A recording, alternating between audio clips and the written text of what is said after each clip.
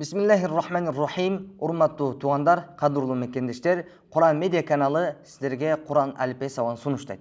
Бүгүн биз 26 сабакка келдик. 26 сабакта 29 тыбыштын тамгасынын ичинен аны үйрөнүш жеңил болгон тамгалардын бири бул зал тамгасы. Зал тамгасы. Албетте бул тамганын мисалы кыргыз тилинде жок, бирок кыргыз тилиндеги з тамгасында окшош эле болот. Болгону тилдин учун кашка тиштин учуна тийгизип гана коебуз. Аны эмесе ошону сүрөттөн көрүп дагы жакшыраак элестетип түшүнүп алайлы. Эң алгач мына бир эрежени эске алыш керек. Ошол тилдин учун кашка тиштин учуна тийгизебиз. Зал, за. Тилдин учун кашка тиштин учуна тийгизип гана коебуз. Мына ошондо бул зал тамгасы болуп калат.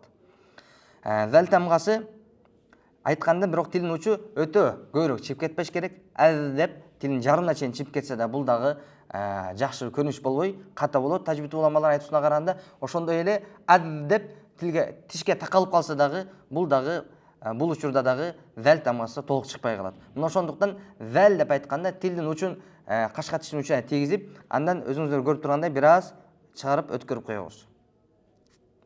Бирок негизинен бүгүнкү сабагыбыз 26 сабагыбыз абдан жеңил. Болгону тилдин учун кашка тиштин учуна тийгизип гана көндүрүп коюш керекпиз. Адаттагыдай зал тамгасын 3 аракет менен фатха, касра жана домма аракеттери менен окууну айтабыз.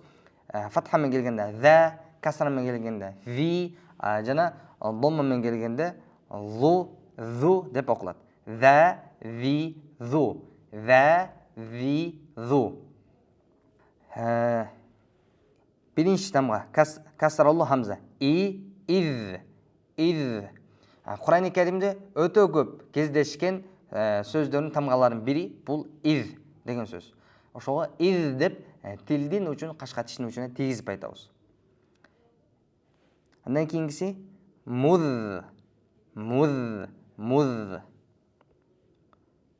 Айн домма менен уз. Зал домма менен зуб.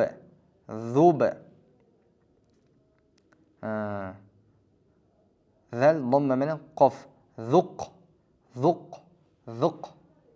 Бул да Духан сүрөсүнө келет бул сөз. Андан кийинкиси зал ро менен зар.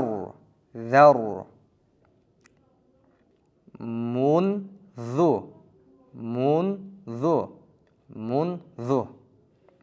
Андан кийинкиси касраллы хамза изну.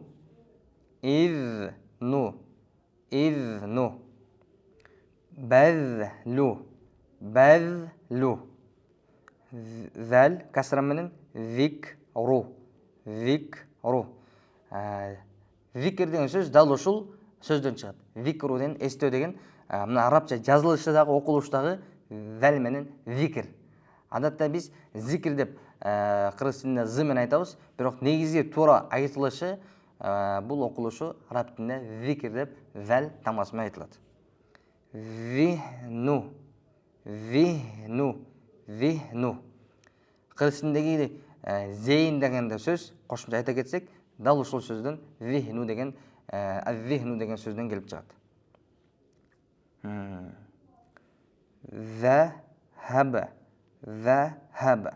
Захаб. Куран Керимде өтө көп кездешкен сөздөрдүн бириси. Андан кийинкиси мазхаб.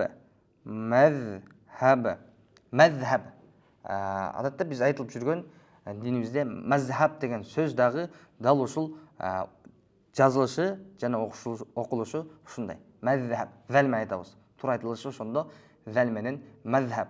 Ханафи мазхабы дегенде ошол зал менен айтылат.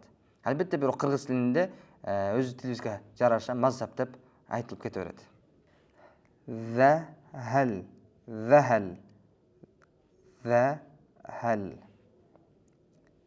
Yazhalu.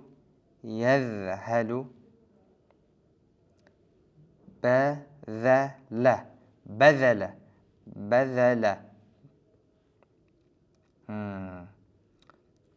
يبذل يبذل يبذل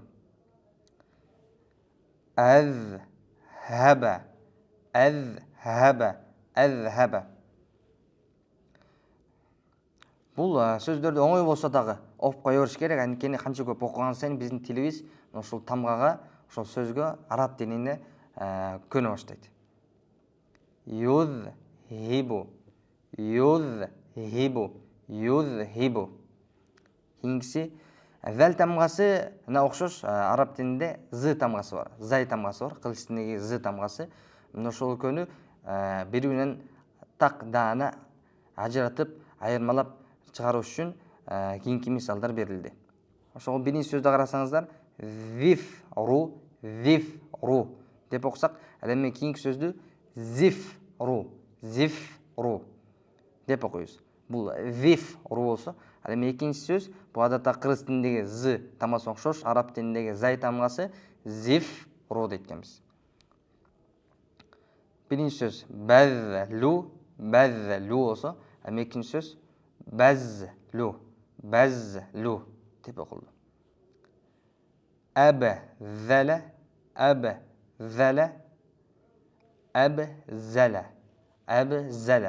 зәл.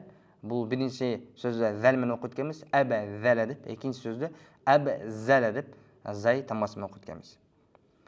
Мына ушинтип ата бабаларыбыз айткандай, кыбыраган кыр ашат дегендей, аз астан болсо да күндө бир сабактан өтүп отуруп, 27-чи сабактагы соңуна келип жетти. Ал эми мындан кийинки биздин акыркы 27-чи сабагыбыз болот. Акыркы дегени ошо тамгаларды бири-бири менен кошуп үйрөтө турган, машыга турган акыркы сабагыбыз. Мындан кийин ошол 27-чи сабак ал ва тамгасы. Мына ошондуктан урматтуу туугандар, сабактардан калбастан биз менен бирге болуңуздар, бирге Кур'ан окууну үйрөнүп, бирге жаттап, бирге окуйбуз.